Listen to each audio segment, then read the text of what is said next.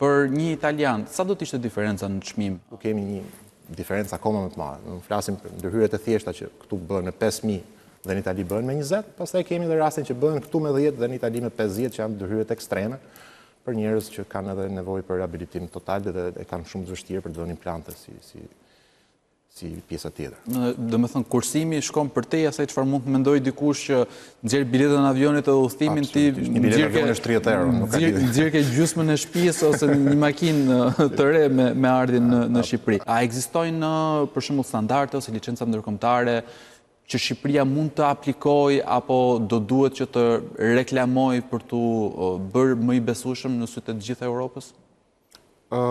Për momentin nuk janë të detyrueshme, patjetër që është një vlerë e shtuar, nëse një klinik aplikon për standardet ISO, patjetër që krijon një besim më tepër, por pacientët në përgjithësi nuk merren me këtë. Nga eksperjenca ime, pacientët nuk u intereson se sa standarde ISO ke ti si klinik, atyre intereson kush është protezisti jot, kush është kirurgu jot, cili është stafi jot.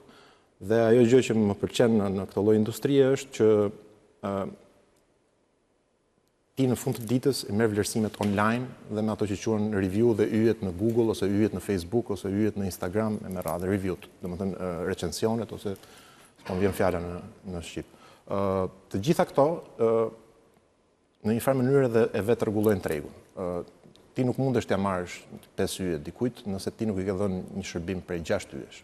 Ky është edhe parimi me cilin duhet punojmë neve. Vinë vetë në sensin e organizimit pasi gjejnë klinikën ku duan të marrin shërbimet, a kërkojnë pastaj shërbime ekstra në qoftë se ja lejojnë dhimbjet të vizitojnë ndonjë qytet tjetër, si funksionon?